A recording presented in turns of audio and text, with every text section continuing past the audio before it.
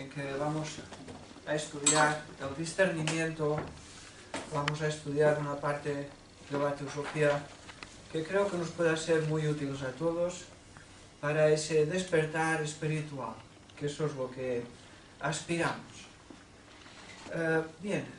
Partiendo de nuestros estudios de esta tarde, de esa realidad una, esa realidad eterna, universal, la cual emana de sí misma como oleadas de vida, de forma y de material y de materia.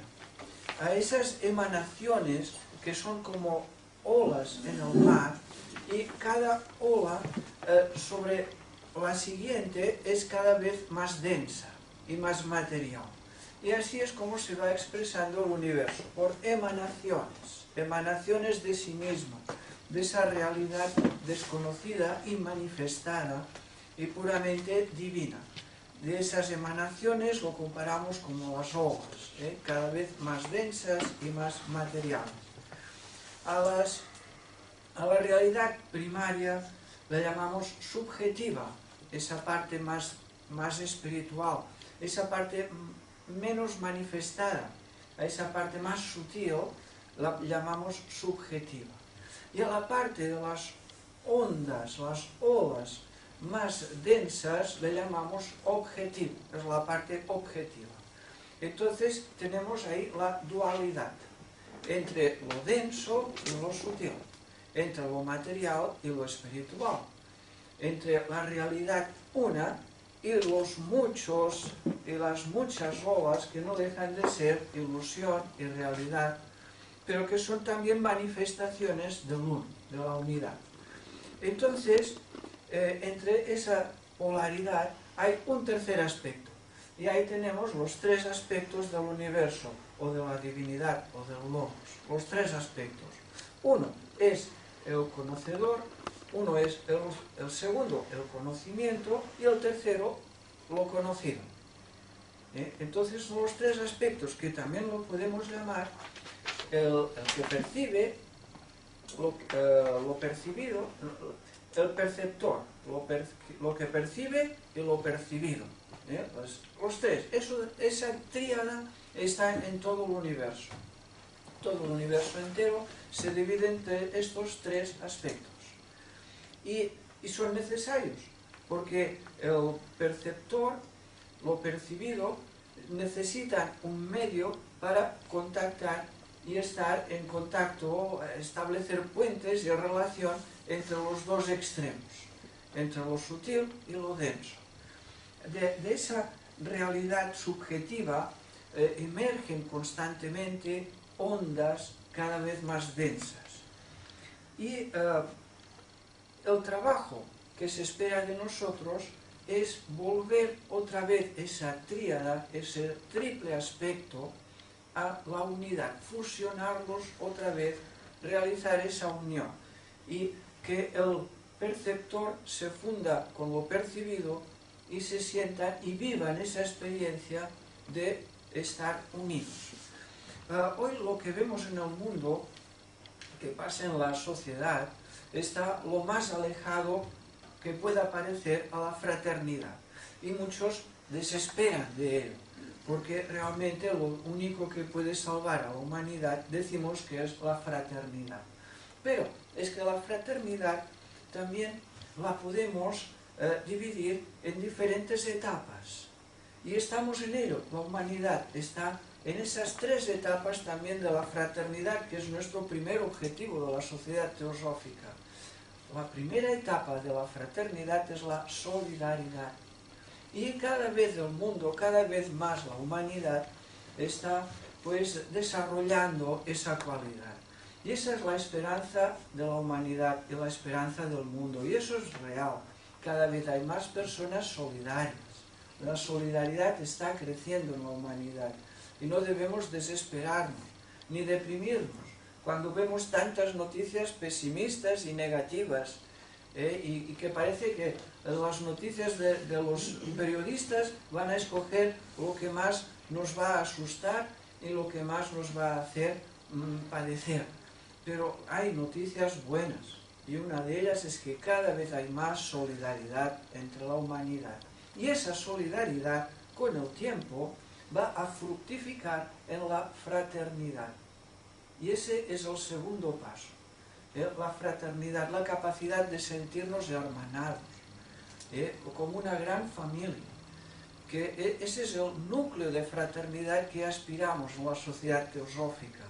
Y aún ese segundo paso, segunda etapa de fraternidad, si lo maduramos y lo llevamos hasta su objetivo final, hasta lo más subjetivo de lo sutil, hallaremos la unidad.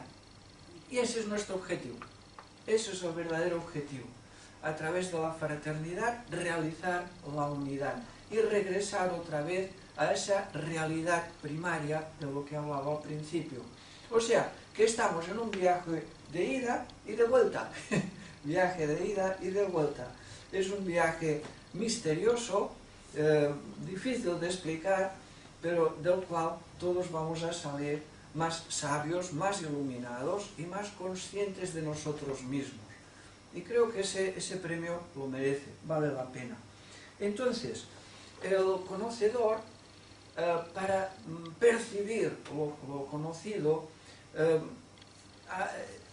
se encuentra pues que hay unas perturbaciones, hay unas inquietudes, la mente está agitada y entonces el conocedor pues las cosas las percibe defectuosas, turbias y enteladas y además con colores distintos de la realidad. Y ese es el trabajo que vamos a estudiar hoy. Primero, darnos cuenta de cómo el conocedor tiene la mente turbia y la mente velada. Y cómo podemos clarificar ese conocedor, cómo podemos clarificar la mente. Eso, en ese trabajo es en el que nos vamos a concentrar hoy, en clarificar la mente. Todos los defectos del ser humano son lo que perturba la mente y le impide percibir con claridad lo conocido. La avaricia, el egoísmo, la ignorancia, los deseos, los impulsos, las reacciones de toda clase, las preocupaciones, nerviosismos, todo eso es realmente, y todos lo sabemos, es lo que aquieta y perturba a la mente y nos impide observar realmente lo conocido. Ese trabajo para aquietar y clarificar la mente es lo que se enseña en las escuelas de yoga y los que también se enseña en este libro que se llama Viveka Sudha Mani de Shankaracharya. Este libro que es en realidad una verdadera joya. Y no solo el libro es una joya, es que este libro te va a llevar a que tú seas una joya, en que tú mismo te conviertas en una joya, en una gema suprema. Luego tenemos que el conocedor utiliza el conocimiento, utiliza la percepción para observar lo conocido, lo percibido. Y ahí también tenemos impedimentos, ahí tenemos también pantallas, y tenemos nervios y preocupaciones, que todo eso hay que aquietar y relajar. Y luego tenemos también lo conocido, que hay que entender que todo es ilusorio, que es irreal, que son emanaciones cada vez más densas de la realidad una. Darse cuenta de todo ello es el primer paso para clarificar la mente.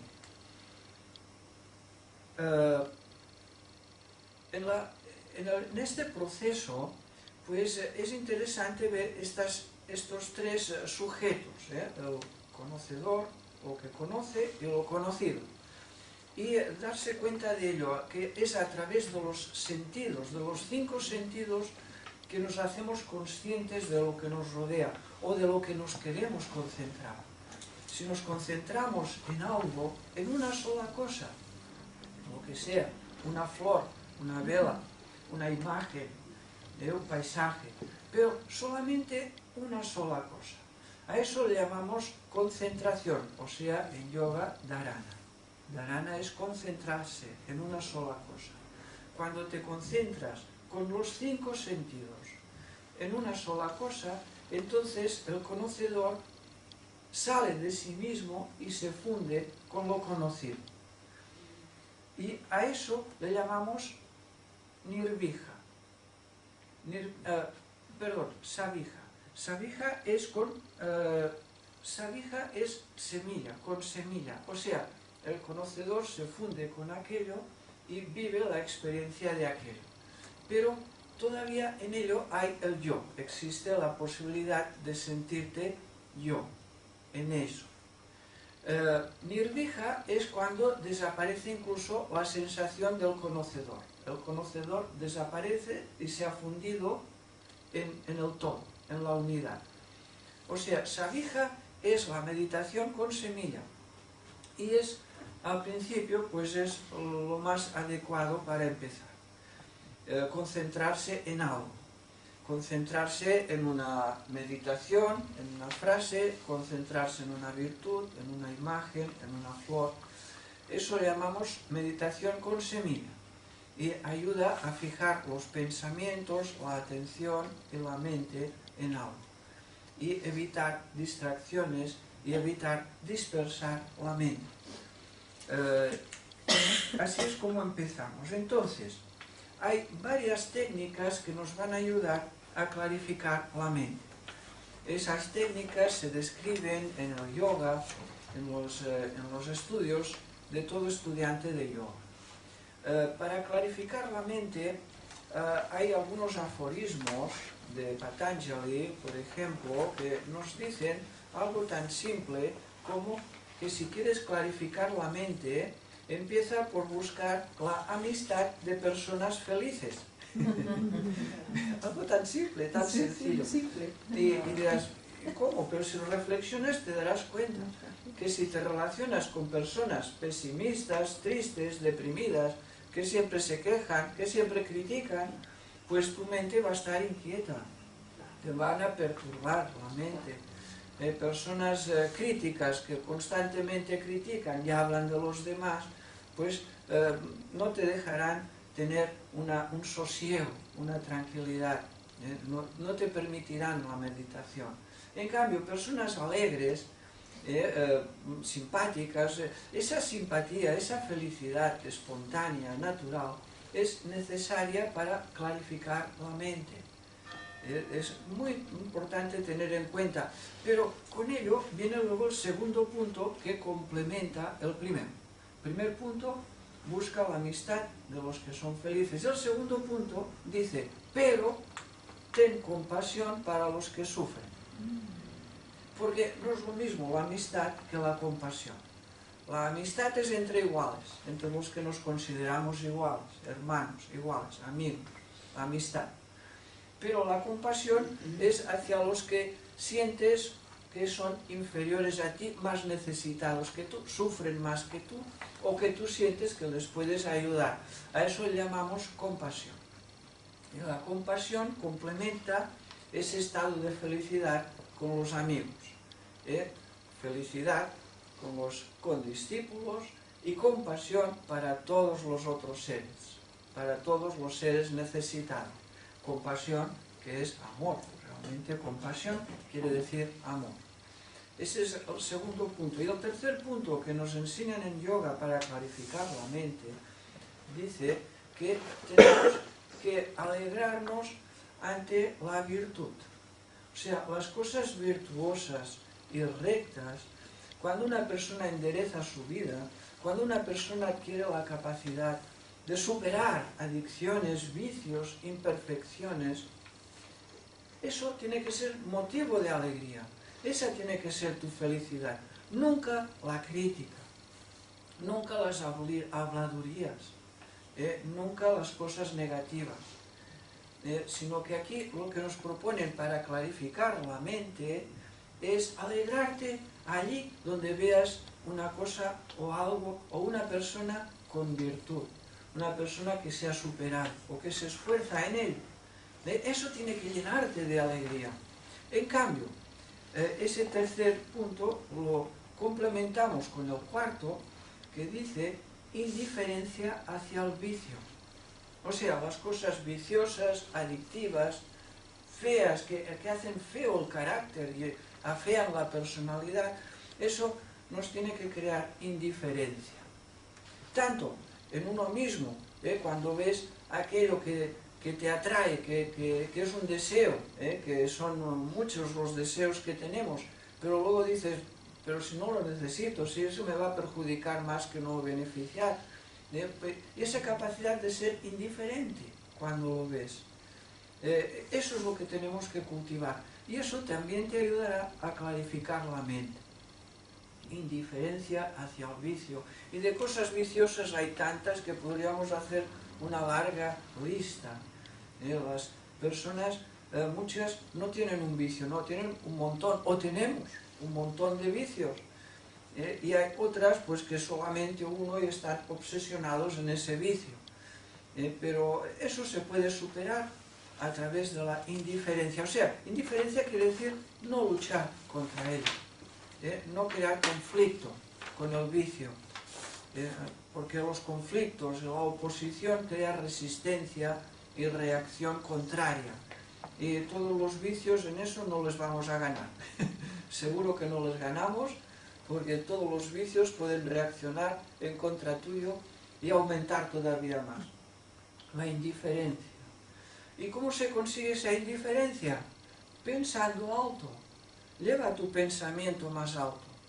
Y cuando te vengan pensamientos ordinarios y vulgares, pensamientos de deseos mundanales, pues vuelve a elevar tu pensamiento. Y cada vez que tu pensamiento descienda, vuélvelo a elevar otra vez. Y eso te ayudará a crear indiferencia hacia las cosas feas y viciosas y ordinarias de la vida, que de vez en cuando nos dejamos llevar todos, hay que reconocerlo. Eso pues es una fuente para clarificar la mente. Otra técnica para clarificar la mente, todo eso nos puede ser muy útil, y aún si lo empleamos todo al mismo tiempo mejor. Es aprender a respirar. Aprende a respirar, practica respiraciones profundas. Aprende a retener el aire antes de soltar el aire lentamente. Y entonces fijas tu atención y tu pensamiento en la punta de la nariz. Mejor. Porque si te concentras aquí, o aquí, o aquí, o en otras partes, pues eso tiene sus consecuencias. En cambio, si te concentras en la punta de la nariz, ahí no hay ningún peligro. Porque lo demás están los chakras, y si te concentras en algún chakra, eso aquí lo estamos estudiando, tiene riesgo.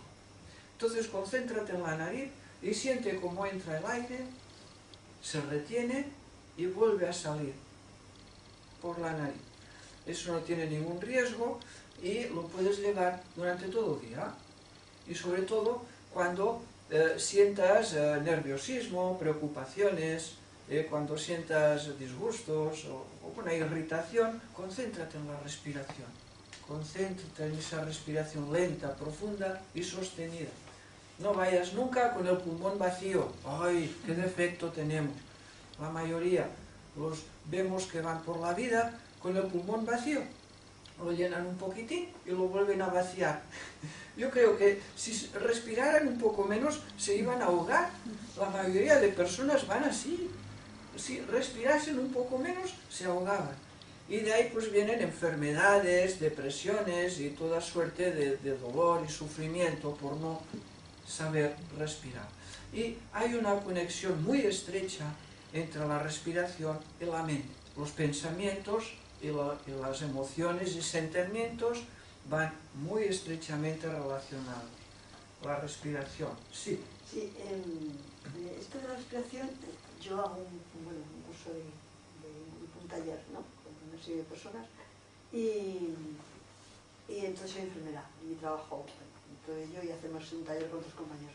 Entonces, esta respiración que dices nasal, a nivel inhalar y exhalar, está bien, pero hay gente que, por ejemplo, tiene un problema de tabique nasal y les cuesta mucho hacer esta respiración. Entonces, hay gente que digo, pues bueno, pues que inhalen por la nariz y que se expire por la boca, o sea, inhalar y exhalar, inspirar y expirar. Y al mismo tiempo, sí que les digo que se concentren en el ritmo del vientre, en el ritmo de, al mismo tiempo que la respiración, que vean cómo el vientre sube y baja. No sé. Muy bien. ¿Está bien? Sí, sí, correctísimo. Vale. Pero yo en esos casos llevo mi maletín de yoga, Sí. y dentro del maletín llevo una bombonita, un spray sencillo, con agua de mar, ¿sabes? Y cuando alguien me dice, es que tengo no sé aquí una desviación, un tapón, ahí llevo yo el agua de mar y le meto a spray para adentro y lo arreglo enseguida. El agua de mar entra por aquí, sale por la boca o para adentro, lo que sea, pero con el agua de mar se hacen milagros para destapar las fosas nasales y corregir la respiración. Eso en un bazar compras, es que no, un spray, ¿lo digo bien? Sí, Sí, Un spray, es una bombonita de plástico, sencilla, le pones agua de mar y venga, agua de mar por aquí, agua de mar por allá. Y ya verás lo que sale de porquería. Y se corrigen. Las fosas nasales, la respiración se corrigen. He encontrado con personas que nunca sacaban mocos y luego les salen mocos, porque se lo tragan todo, como está todo tapado, y la mucosidad va para adentro, y luego se corrige, sale afuera. Bueno, aprender a respirar, pues está relacionado con el aprender a pensar. Pero Con está el bien, aprender... la respiración abdominal está bien, que la vayan está bien, ¿no? Diafragma. El diafragma, sí. Diafragma. El movimiento, El diafragma, lo más importante es el diafragma, Vale. abdominal también, pero di más diafragma, todo esto es diafragma. Sí, ya. Desde el sifoides, Sí. costillas flotantes, hasta vértebras dorsales. Las vértebras, desviaciones de dorsales vienen del diafragma que se bloquea por respirar mal. Dolor de espaldas por respirar mal. Y dices, ¿qué tiene que ver el respirar mal con el dolor de espaldas? Y mucho, porque ahí está el diafragma agarrado. Y los nervios, los bloqueos pueden desviar y pueden provocar dolor en la espalda. Aprende a respirar, concentra el pensamiento en ese movimiento de respiración y notarás cómo el conocedor con lo conocido y el conocimiento entre medio se unen mejor. Hay más claridad y te haces más consciente de esa tríada, aprendiendo a respirar. Pasa que los taoístas siempre te dicen, en el punto jara, que es este que está dos esto por debajo del ombligo, ¿no? Atención ahí. Entonces, bueno, ahí es lo que decíamos de la concentración. Yo digo la punta de la nariz porque ahí no pasa nada. Ya. Pero si te concentras aquí, hay un chakra. Sí, ya. Sí, es esto que es bueno, que es la intuición, es la mente superior, pero claro, eso hay que estudiarlo, hay que saberlo, hay que entenderlo. Si te concentras aquí, hay otro chakra, Manipura. Manipura chakra, es peligroso concentrarse en ese chakra, no lo recomiendo. Pero el jara, ¿no? el jara o Manipura. No, porque si despiertas ese chakra puedes tener problemas principalmente de digestión, pero de comer a base de bien, porque las personas que obesas es porque este chakra lo tienen a 100, lo tienen muy despierto. Sentimientos fuertes, intensos, sentimentalismos y todo esto viene de aquí. Concentrarse aquí no lo recomiendo. Concentrarse en el chakra del corazón también ahí. Pero claro, eso, cada vez que te concentras en uno de los chakras o en este de aquí, estás potenciando algo. Y eso es una responsabilidad seria, hay que estudiarlo, no es el tema de hoy, pero cuidado. Yo digo, concéntrate en la nariz, ahí no hay nada. Ahí no hay nada, y lo que pretendemos no es despertar chakras ni poderes, sino a clarificar la mente, que eso es lo más importante. Lo demás ya vendrá más adelante. Ahora, esfuérzate en clarificar la mente, porque si no consigues eso, todo lo demás te va a salir torcido. Despertar chakras y concentrarte en... te va a salir torcido si tu mente no está clarificada. Empieza pues por ello, clarificar la mente aprendiendo a respirar. Los 3 tiempos de respiración. Inspirar la parte baja, media, alta, 3 tiempos. Y las 3 respiraciones, inspirar lentamente, retener el aire y expirar lentamente. Y nunca con el pulmón vacío, enseguida vuelves a llenar el pulmón. como si fuera un salvavidas. El pulmón, vas por la vida como un salvavidas. Si vas con el flotador vacío, te hundes. Entonces, la respiración te va a ayudar mucho a clarificar la mente. Y hablabas de pensamiento, ¿no? ¿Cómo? Ibas a hablar de la mente, del respirar sí. para el pensamiento. La Sí, conexión, bien sí, la la conexión. La conexión, porque es prana. O sea, la respiración, tú respiras prana. Y los pensamientos utilizan prana. La persona que tiene más prana, sus pensamientos son más intensos, más fuertes, más duraderos. Se proyectan a mayor distancia y llegan a los demás. Los pensamientos con poco prana, con poca vitalidad, no llegan, no alcanzan. Entonces, el prana, con la respiración, el prana llega más a la mente, los pensamientos son más definidos, más claros, más intensos y te puedes concentrar mucho mejor. Pensamientos concentrados. Los pensamientos es la semilla. El pensamiento semilla te ayudará a concentrar la mente. Pero luego llega un momento que ese pensamiento semilla vigoroso, fuerte, que al final también lo tienes que disolver, tienes que barrer y dejar en nada.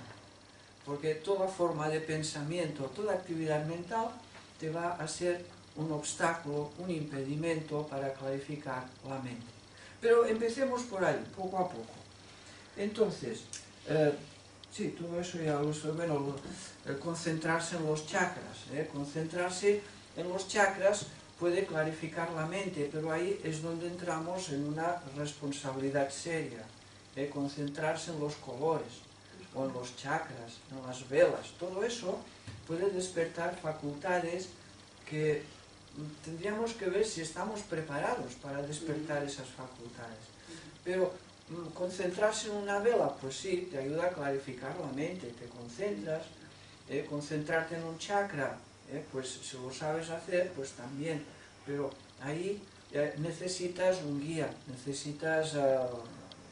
porque concentrarte en un chakra. Luego hay otra manera de clarificar la mente, que es concentrarte en un vehículo superior. Y de eso sí que vamos a tratar hoy. Concentrarte en el cuerpo causal. Ahí es donde vamos a ir. Concentrarte en el buddhi, en la mente superior. Eso también clarifica la mente.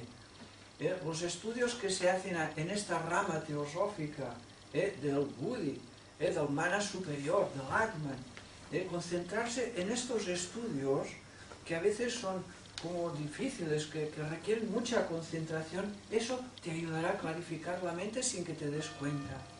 Porque elevas el pensamiento. Tu pensamiento se eleva y vibra más alto, más sutil, más espiritual. Y eso clarifica la mente. Esa es la técnica teosófica, de tratar estos temas, de estudiar los principios superiores, los vehículos superiores, y entonces eso eleva los pensamientos a un nivel muy alto y sin duda que ayuda a clarificar la mente. Reunirnos estas tardes aquí, tratar estos temas tan profundos, y saldrás de aquí con la mente más clara, más sosegada, sin duda, porque has vibrado más alto. Esa es otra técnica. Y bueno, luego pues naturalmente lo que mejor de todo, lo que mejor ayuda a clarificar la mente, sin ninguna duda, es la meditación diaria, meditar. ¿Cómo tiene que ser la meditación? ¿De una manera o de otra? No, la que más te agrade. Además que en yoga, pues reconocemos que ya llevamos muchas vidas atrás. Tu alma ya ha tenido muchas experiencias atrás. Y cada uno ya tiene su carácter y su manera de ser. Y a una pues le ayudará a concentrarse en la imagen del maestro. Buda, Jesús, el maestro, te concentras en esa imagen, y si la persona es de carácter devocional, místico, pues la mente se clarifica y te unes con él, entras en fusión, en unión con esa imagen. ¿Qué es una imagen? ¿Qué es un pensamiento? A ver, cuando nos concentramos en la imagen de un maestro, el conocedor se une con lo conocido a través de los sentidos, pero siempre teniendo en cuenta que lo conocido, la imagen del maestro, no pasa de ser una imagen mental que tú has proyectado. No pasa de ser eso, es una imagen mental proyectada con el poder de tu pensamiento. De manera que cuando ya te has concentrado en ello, entonces tienes que borrar esa imagen. Al final tienes que borrar la imagen del maestro. Yo digo el maestro, pues podemos decir una flor, podemos decir, según el carácter y la personalidad de cada persona. A unos les va mejor concentrarse en un mantra, una oración también es útil. La oración, vas repitiendo el mantra, hay muchos mantras, muchas oraciones. Aquí os he escrito una en la pizarra que también te puede ayudar. Y llega un momento que eso que intenta explicar el mantra te penetra, te llena, te has llenado de ello y te has unido no con las palabras, sino con el profundo significado, la esencia del mantra, con la raíz del mantra, el bija, le llamamos el bija, la raíz del mantra. Y cuando llegas a ello, entonces tienes también que borrar el mantra. El mantra, la música, también es otra manera también de clarificar la mente. Hay muchas cosas donde podemos, dependiendo del carácter de cada uno. Hay algunos pues que les ayuda también a clarificar la mente, la meditación sobre un mandala. Un mandala. Pero ¿sabes lo bonito que es dedicar cada día unos minutos a colorear un mandala? Y cada vez se pone más de moda, cada vez se hace más.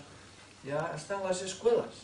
En las escuelas, a los niños, hay escuelas que les enseñan a colorear mandalas. Y no colorear, sino también inventar y crear mandalas nuevos. Y si no, pone en el internet, el Google, mandalas, ya verás los que salen de mandalas ahí. Eso quiere decir pues que hay mucha afición y que hay mucha gente que les ayuda a clarificar la mente, observar, concentrarse en un mandala. El trabajo de un mandala no es estar toda una tarde, todo un día allí pintando y coloreando, no. Son 15 minutos cada día, 20 minutos cada día, pero ser regular, ser ordenado. Eso también es importante para clarificar la mente, la capacidad de ser ordenado. Porque la medida, la justa medida de todas las cosas es la magia de la vida. La magia de la vida está en saber equilibrar y mesurar todo. Ni dormir demasiado, ni dormir poco. Ser equilibrado, cada día ir a dormir a la misma hora y levantarte a la misma hora. Algo que parece sencillo, pero que siempre lo complicamos, siempre acabamos complicándolo. Si llevas un orden en tu vida, también llevarás un orden en tu pensamiento, en tu mente. Una cosa va con otra. Si tu vida es desordenada, tu mente, y si no, pregúntalo a los que hacen ahora un turno de día, luego les toca un turno de noche.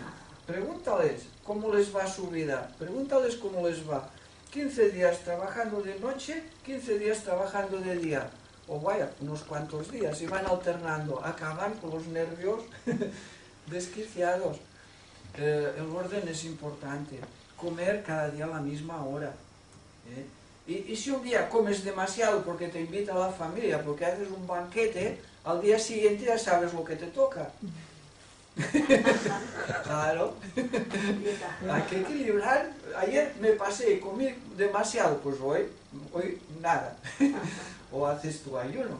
Equilibrar y ser mesurado en todo es muy importante. En el trabajo también. Ni no hacer nada, ni estar todo el día trabajando como un loco. Llevar un orden. Los que sois jubilados, hay algunos aquí, pues ya sabes que cada día tienes tu horario de trabajo. Y si no tienes trabajo, pues a caminar. Tienes que cada día tener un orden, cada día un tiempo para el estudio, la meditación y otro tiempo pues para trabajar, tus labores y tus obligaciones.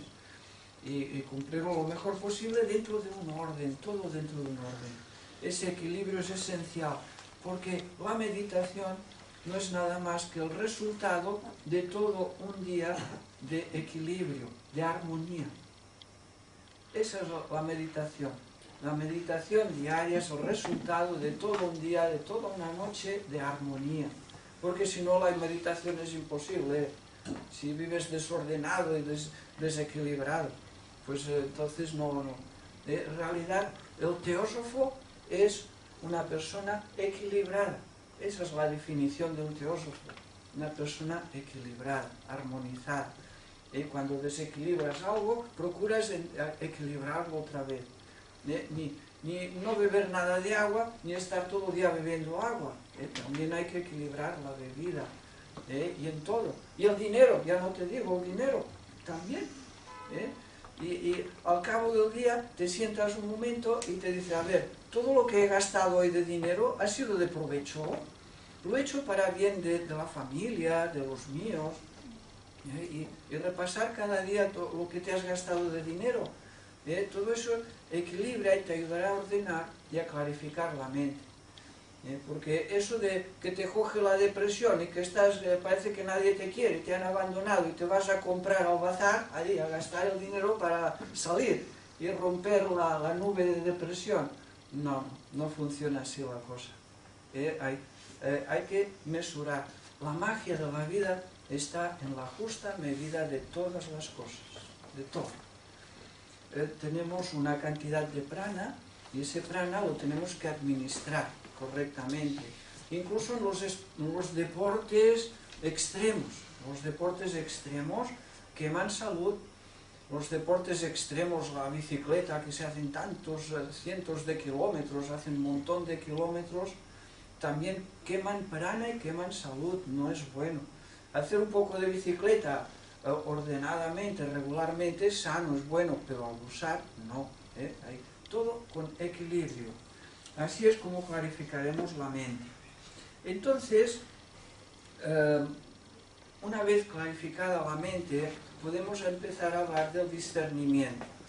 Y ahí es donde voy a necesitar un rotulador. El vehículo del discernimiento se llama Vijnanamaya Kosha, que la palabra se las lleva. ¿Se puede traducir? Sí. En castellano, digo. Vijnanamaya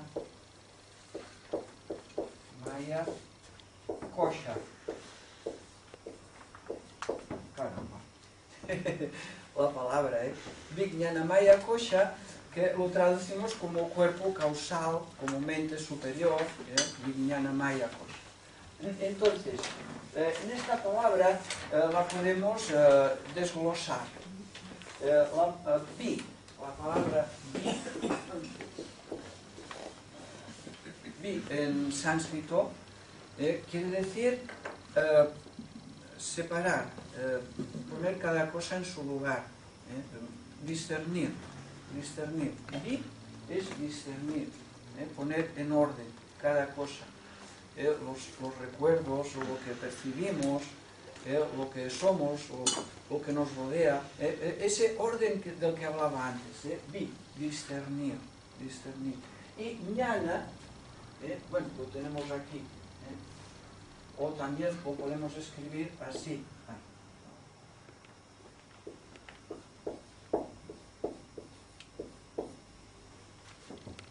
Jnana se puede escribir de varias maneras, la traducción. Jnana quiere decir sabiduría, conocimiento. Jnana tiene varias acepciones. A ver, lo tengo aquí apuntado. Jnana. Figuraos si tiene diferentes interpretaciones de esta palabra. Conocimiento, inteligencia, sabiduría, conocimiento superior, o sea, sabiduría divina. Intuición, discernimiento, percepción interna, visión directa con los ojos del alma, conocimiento claro, directo e instantáneo de la verdad. Todo eso quiere decir esta palabrita, esa palabra tan cortita y tan interesante.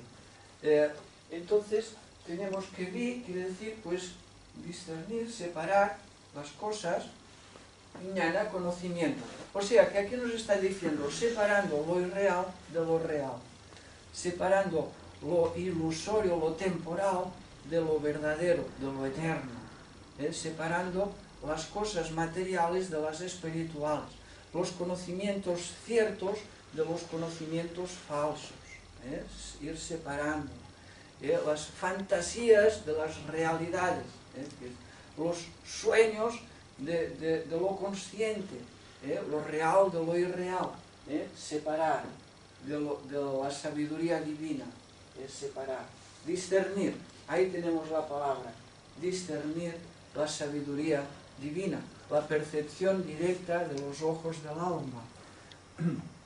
Luego, bueno, Maya quiere decir ilusorio, temporal, Maya, ilusorio y temporal. Y Kosha quiere decir vehículo, algunos lo traducen como vaina, una vaina, Kosha, vaina, vehículo o cuerpo, cuerpo ilusorio que discierne el conocimiento superior. Vaya palabrita, ¿verdad? Fíjate lo que se trae. Entonces, el cuerpo causal, que es el Vijnana Maya Kosha, es el receptáculo de las experiencias que vamos adquiriendo en cada vida, en cada reencarnación, en cada nueva reencarnación. Al final, pues todas las experiencias de una vida sintéticas, en esencia, la esencia, la madurez de cada vida se guarda en el Vijnana Maya Kosha. O sea que es como un depósito de la esencia de las experiencias de cada vida, de cada reencarnación, se acumulan y se guardan. En esencia, es como un chip, en esencia, ahí. Vijnana Maya Kosha también es el vehículo que utiliza el yo superior, aquí. El yo superior utiliza para expresarse Vijnana Maya Kosha. Es el vehículo del yo superior. Es el cuerpo, la vaina. Sí.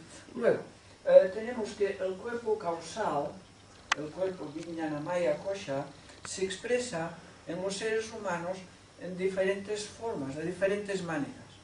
En la persona, podríamos decir, incivilizada, el primitivo, el salvaje, en ese estado primitivo de evolución, en los primeros pasos de la evolución humana. Nos retraeríamos al hombre prehistórico, el hombre salvaje.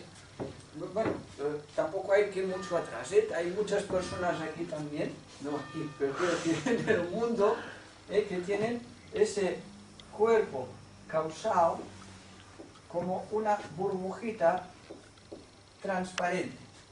La burbujita transparente es el cuerpo causal, en el cual no hay nada. O sea, que el cuerpo causal, además, es el vehículo del yo superior, y es lo que diferencia al ser humano del animal. El reino animal, los animales, no tienen cuerpo causal. Entonces, el ser humano, cuando se individualiza, precisamente lo que caracteriza la individualización del ser humano es esa burbuja que al principio es transparente, porque no lo usa, porque ni sabe lo que es, porque no vibra en ello, no hay experiencias en lo causal, en el yo superior. Y entonces, pues, el hombre primitivo, que no tiene experiencias espirituales, es una burbujita simple. Luego, a la medida que el ser humano va evolucionando, vamos a poner aquí, entonces empieza a irradiar el cuerpo causal. ¿Eso qué quiere decir? Pues que empieza a vibrar espiritualmente. Hay una vibración, hay un despertar. En ese despertar se producen ondulaciones. Eso también son como ondulaciones. Eso lo describe muy bien Leadbeater. Los libros de Leadbeater lo describe hermosamente, porque Leadbeater era el que mejor podía distinguir, el mejor clarividente que hemos tenido, y él lo explica muy bien, esas vibraciones que surgen del interior. El centro del cuerpo causal, el eje, la semilla del cuerpo causal o del Buddhi está en el corazón.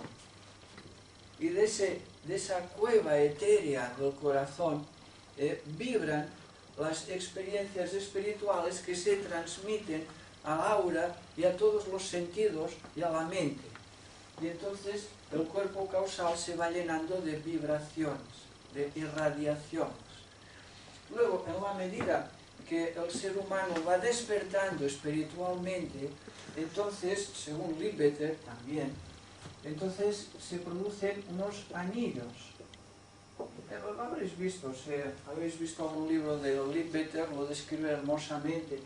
Esos anillos alrededor del aura, cada uno con su color correspondiente, y cada color con su significado emocional, mental, en el cuerpo causal, repito. Y esos colores tenemos que tener en cuenta que no hay ninguno negativo. En el cuerpo causal no hay nada negativo. Todo expresan sentimientos y emociones puras, amor puro, felicidad pura, conocimiento puro. Solamente eso tiene cabida en el cuerpo astral, en el cuerpo causal.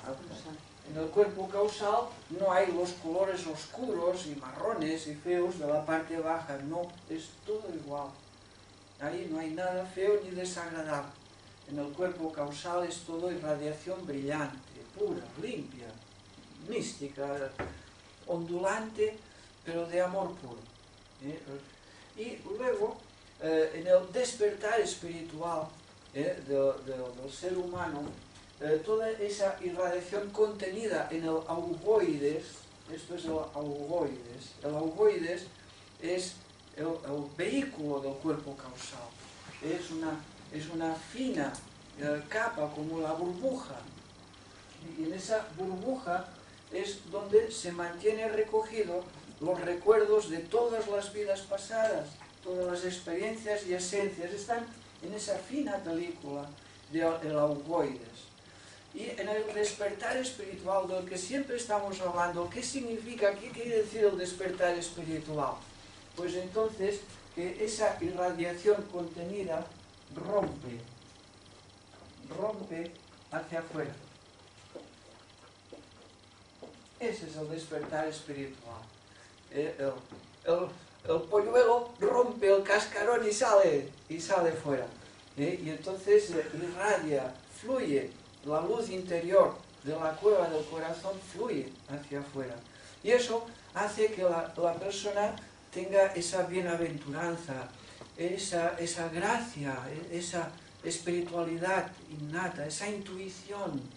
Eso, pero que además, como irradias a tu alrededor, influyes en los demás y se sienten bien contigo. Irradias vibraciones de paz, de amor a tu alrededor. Y inconscientemente estás beneficiando a todos los que están cerca o que están en contacto contigo, porque estás fluyendo. Eso es lo que hace, ese es uno de los trabajos del cuerpo astral, su función más bonita, irradiar hacia afuera y ayudar inconscientemente a todos los que te rodean. Y eso solo lo conseguiremos aprendiendo a clarificar la mente, meditando, y con esa serenidad y esa majestad del yo superior.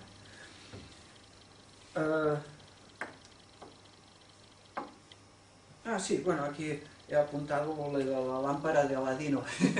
La lámpara de Aladino es esto, es el cuerpo causal. El Aladino, la lámpara que tiene, la frota un poco. Frotar es lo místico, es lo espiritual, la meditación, a esa aspiración hacia lo espiritual que hace que surge el genio. El genio, pues esa irradiación que te da plenitud, que te da amor universal y plenitud de conciencia. Bueno, aquí todo esto ya está bien. Bien, entonces, en el libro, volviendo al libro de Vivekasudamani, de Shankaracharya, en este libro tenemos que en la primera página hace como todos los libros de yoga, los más importantes, Shankaracharya al principio pone saludos a Govinda, el más sabio, el mejor. Y en ese saludos a Govinda hay, según los grandes maestros y teósofos, el compañero de Blavatsky, Subbarrao afirma que cuando Shankaracharya dice saludos a Govinda, es un doble juego de palabras, según Subbarrao. Govinda es el nombre iniciático de Patanjali. Cuando Patanjali alcanza la cuarta gran iniciación, entonces adquiere otro nombre, cambia de nombre, y de Patanjali se llama Govinda, nombre iniciático, que entre los brahmanes es una costumbre, el cambiar de nombre iniciático. De manera que aquí Shankaracharya hace un honor a su maestro, que fue Patanjali, porque son coetáneos. Patanjali y Shankaracharya son coetáneos. Y luego Shankaracharya nos hace un alegato de lo que es un ser humano bien nacido, un ser humano de vida recta, un ser humano inteligente, un ser humano con salud. Y si tú eres uno de esos seres humanos que cumple estas condiciones, y eres inteligente, tienes estudios, y no lo aprovechas para entrar en el sendero del despertar espiritual, estás perdiendo el tiempo. Así mismo lo dice Shankaracharya. Bien nacido, tienes salud, dispones de tiempo, tienes estudios, aprovéchalo, no pierdas más el tiempo y entra en ese sendero de salvación, en el sendero de salvación. Y hay tres cosas que Shankaracharya dice que solamente la providencia te hará llegar cuando cumplas con esa aspiración del despertar espiritual. La providencia te hará llegar tres cosas. La primera es nacer como ser humano. Eso es de la providencia, no es cosa tuya. Eso es la providencia que te lo ha facilitado, el nacimiento humano, para que hagas ese progreso, esa aspiración. El anhelo de liberación también te lo da la providencia, la aspiración, el anhelo, para liberarte de las cadenas del deseo, de los vicios, de los defectos, de las imperfecciones, y para que te vayas perfeccionando y liberando a través de la sabiduría y del amor divino. Y la tercera cosa que viene también de la misericordia divina es el maestro. Y ahí está todo el Vivekasudamani como una invocación, una llamada al maestro, reconociéndote como una persona que está viviendo en la ignorancia, que está en la oscuridad y que busca la luz. Ese es el llamamiento del Sudadama Mandala, del Vivekasudamani. El Vivekasudamani es la llamada al maestro para que te ayude, para que me ayude a salir de esta oscuridad, de esta ignorancia. Bien, aquí Shankaracharya también dedica un buen espacio de tiempo a recordarnos que la salvación, la liberación, no nos vendrá por tener muchas riquezas, por tener muchos conocimientos, y nada de esto nos va a servir. Todo lo que se apegó a lo material. Shankaracharya también deja muy claro que no te va a servir tampoco lo que decimos del Hatha Yoga. O sea, si tú piensas que con dar salud a tu cuerpo, agilidad, y entronizar el cuerpo físico para que sea lo más perfecto y lo más musculoso y lo más admirado posible tu cuerpo físico, Shankaracharya dice, esto es como que te estás ahogando en un río y te agarras a un cocodrilo pensando que es el tronco de un árbol. Eso lo compara él con intentar alcanzar el sendero de salvación con el cuerpo físico. El sendero de salvación a través del cuerpo físico. Es como agarrarte a un cocodrilo, pensando que es un tronco. Esa comparación es muy buena. No te va a servir tampoco esas técnicas. Y Shankaracharya también aún dice una cosa más fuerte. Ni tampoco ninguna religión. Ni tampoco a través de ninguna religión vas a alcanzar ese sendero de salvación. Las creencias, los fanatismos, los rituales, dogmas, todo eso tampoco te va a servir para liberarte. Más bien, yo diría todo lo contrario. Porque todas las religiones son iguales, todas pues pretenden hacer parroquias y que no se vayan y que estén bien sujetos. Y aquí estamos hablando del sendero de salvación, de liberación, Así es como lo pone él. Entonces, ni bañarse en los ríos sagrados. En la India hay costumbre, te bañas en el Ganges, tus pecados, tu karma, te es perdonado y te salvas. Tampoco, no sirve. Ni haciendo obras de caridad de las ONGs. A través de las ONGs tampoco vas a llegar al sendero de salvación. Ni el de liberación tampoco, a través de las ONGs. O sea, repartiendo medicinas, repartiendo libros, repartiendo platos de comida, que está muy bien, que hay que hacerlo. Pero hay que ir más allá de esto. Necesitas algo más que esto para liberarte.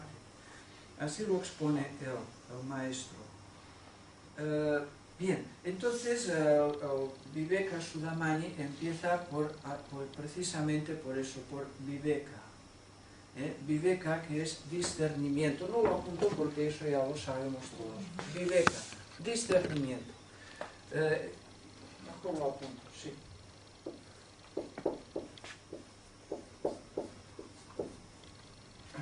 A través de Viveka es como vamos a empezar en ese sendero de salvación y de liberación.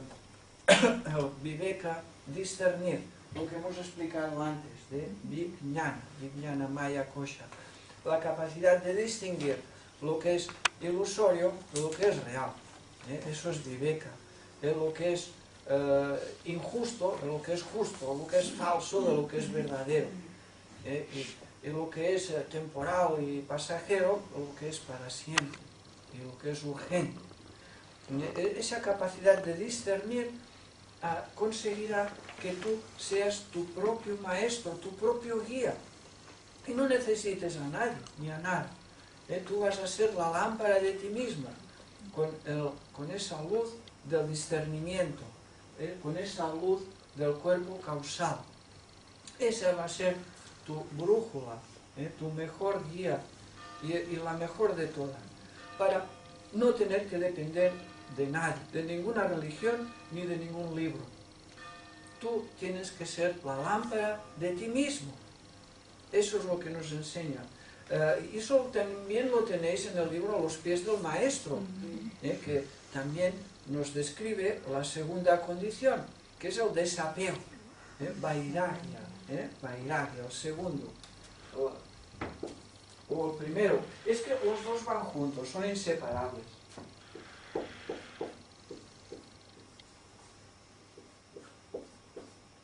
Vairagya.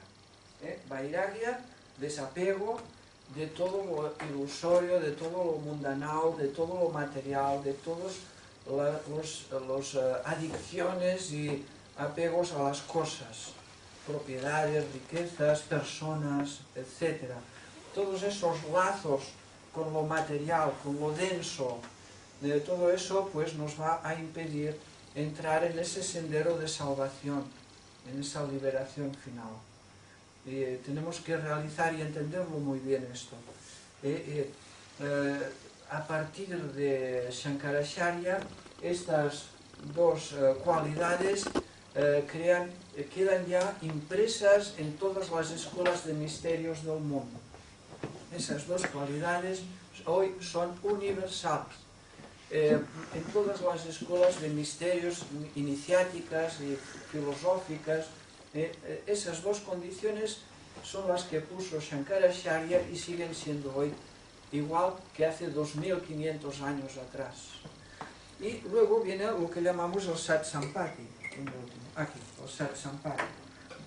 El Sat Sampati, según Shankaracharya, está también a los pies del maestro. Lo que sucede es que Krishnamurti, en los pies del maestro, hace su propia interpretación del Sat Sampati. El Sat Sampati quiere decir 7 cualidades. Esas 7 cualidades forman parte de unas enseñanzas que son las más antiguas de nuestro mundo. Unas enseñanzas que son unos preceptos que se llaman los paramitas o prajna paramitas. Los paramitas son tan antiguos como la humanidad y esas condiciones son muy anteriores a Buda, Shankaracharya y a todos los maestros que conocemos. Es las condiciones indispensables para entrar en el sendero de salvación. Porque paramitas quiere decir joyas supremas, máximas. Los prajna quiere decir sabiduría divina. Prajna quiere decir sabiduría superior. Y paramitas, joyas de virtud. Y lo mismo pues interpreta Shankaracharya en el Viveka Sudamani. Estas prajna paramitas las interpreta en el clásico, no sé si me da tiempo, ¿sí? ¿Lo intentamos? Vamos a ver. Es importante estas condiciones. Es la interpretación de Shankaracharya. Shama, Nama, Uparati, Uparati. Uparati, Shamadana, ahora, Titiksha.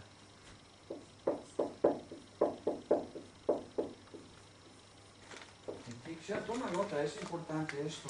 Shamadana.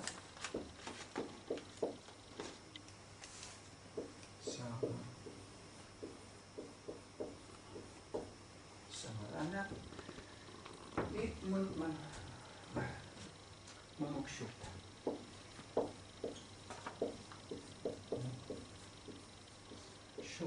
Bueno, son palabras extrañas, pero que en el sendero del discipulado son profundamente estudiadas y conocidas y que deberían de quedar impresas en nosotros. Shama quiere decir, bueno, es más o menos lo que hoy estamos estudiando y en Rubí estoy dando cursos, le llamamos mindfulness.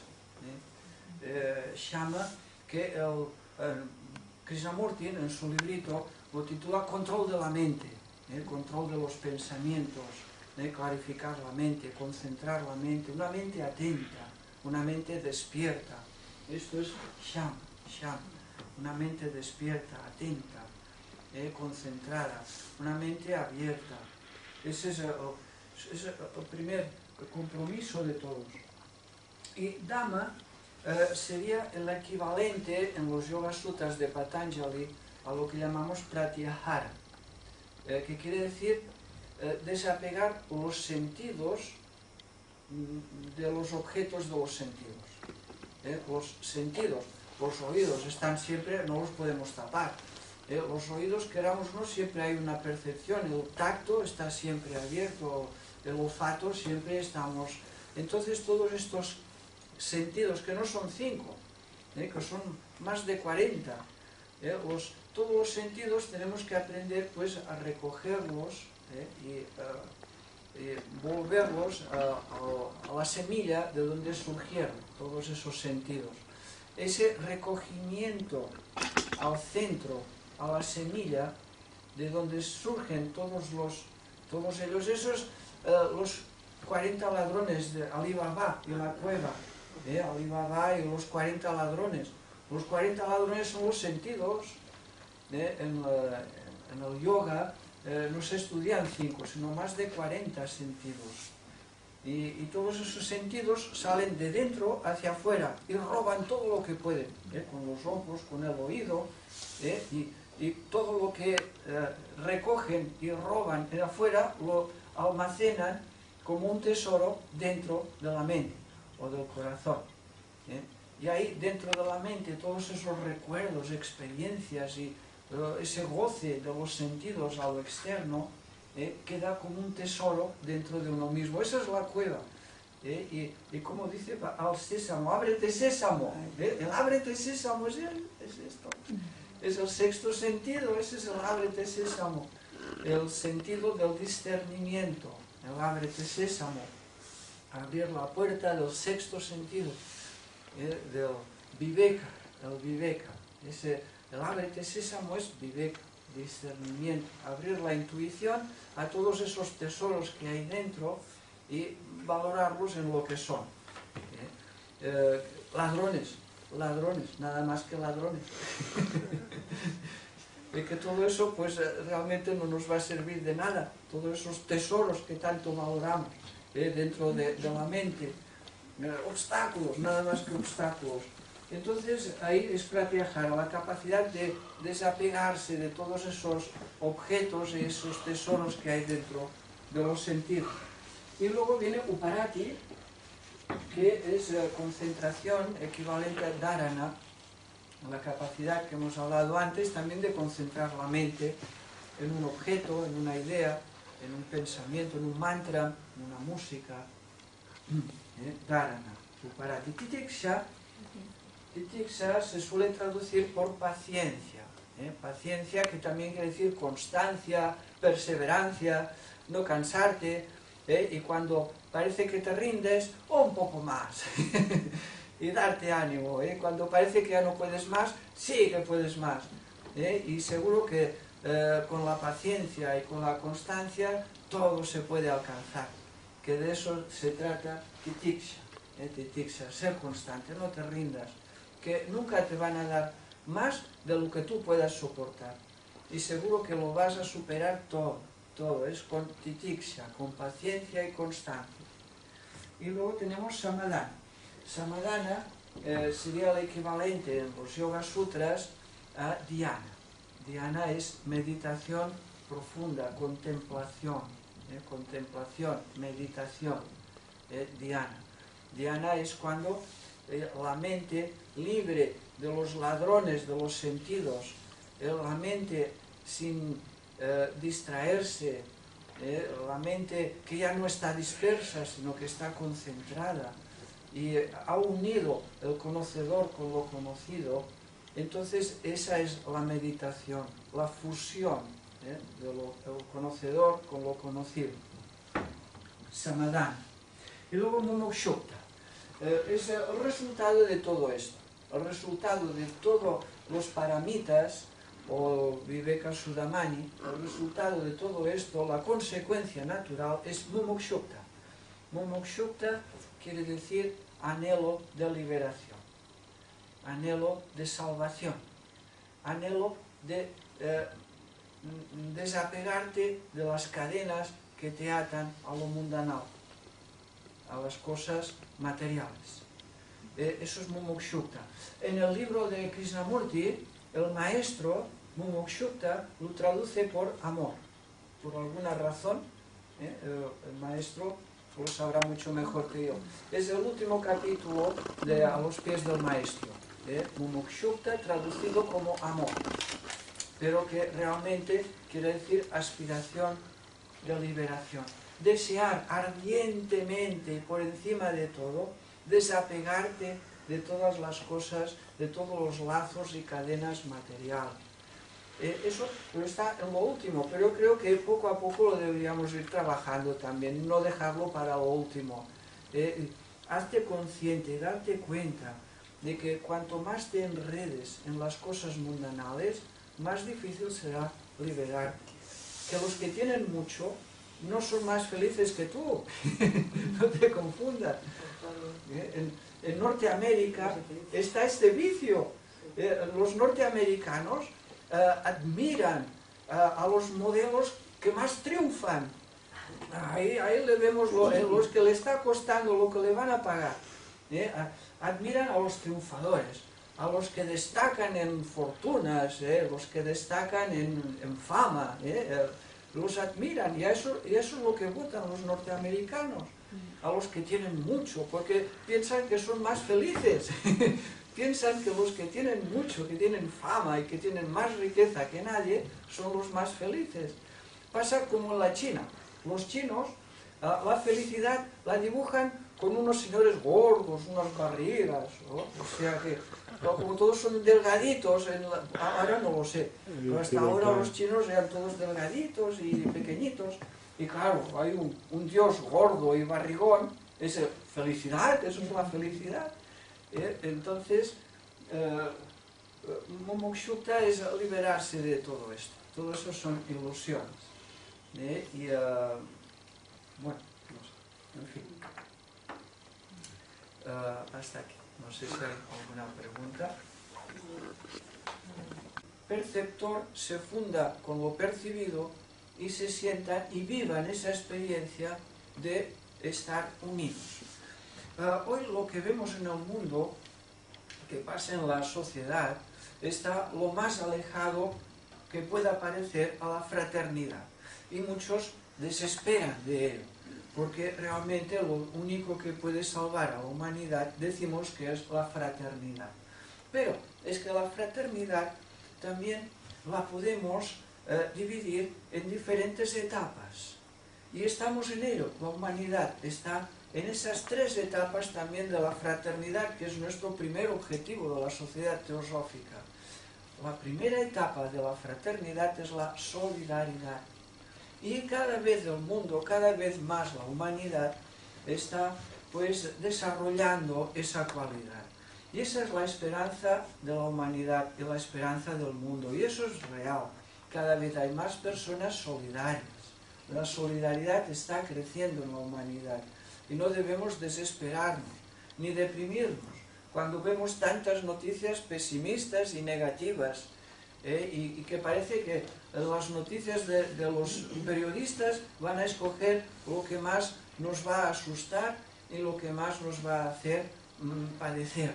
Pero hay noticias buenas, y una de ellas es que cada vez hay más solidaridad entre la humanidad. Y esa solidaridad, con el tiempo, va a fructificar en la fraternidad. Y ese es el segundo paso.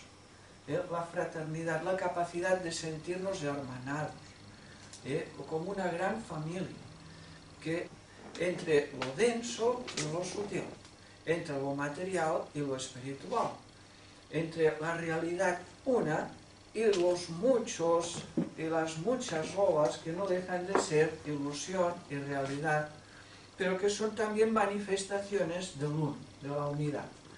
Entonces, entre esa polaridad hay un tercer aspecto, y ahí tenemos los tres aspectos del universo, o de la divinidad, o del logos, los tres aspectos. Uno es el conocedor, uno es el segundo, el conocimiento, y el tercero, lo conocido.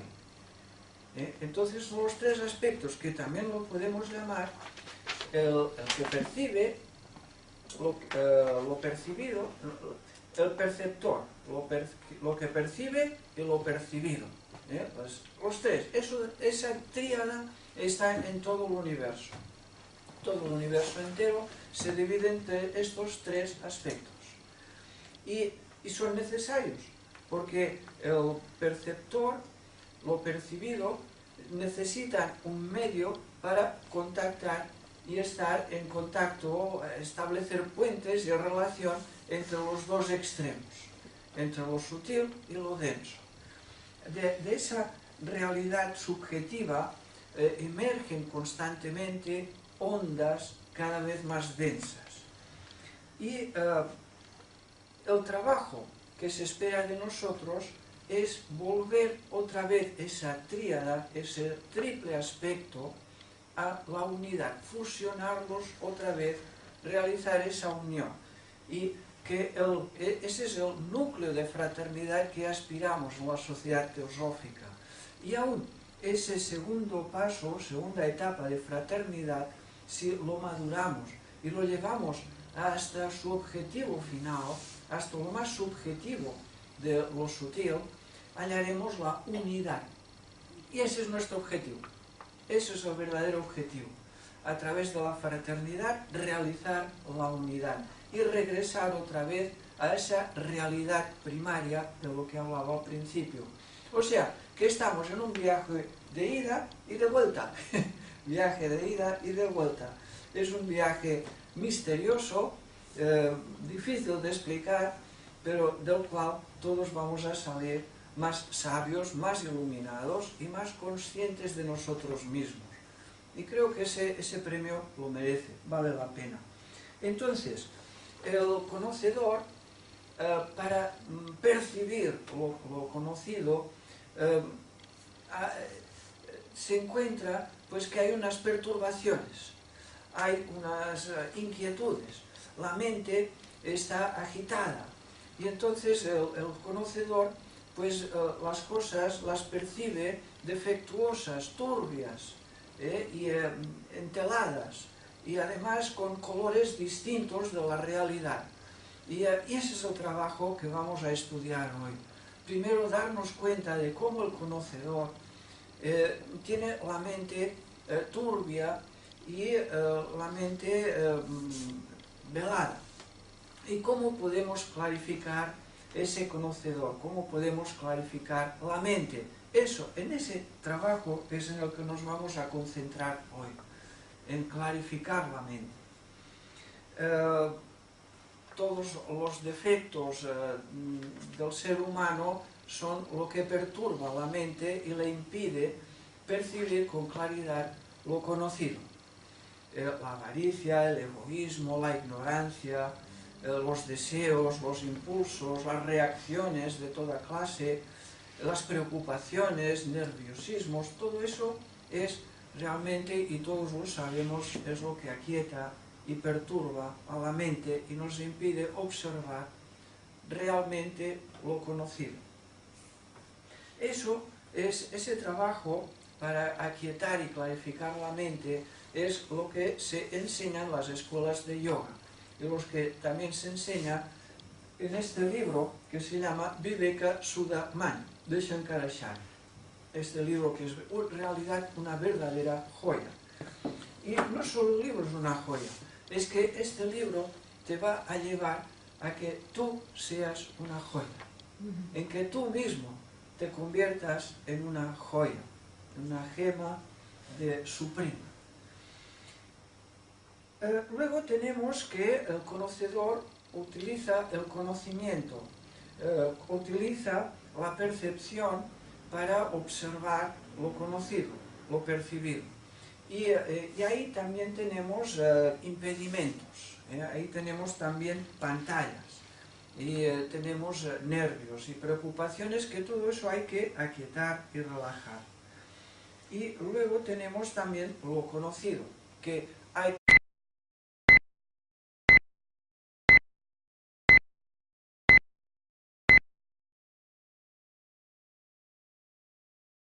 en que vamos a estudiar el discernimiento, vamos a estudiar una parte de la teosofía que creo que nos pueda ser muy útiles a todos para ese despertar espiritual, que eso es lo que aspiramos.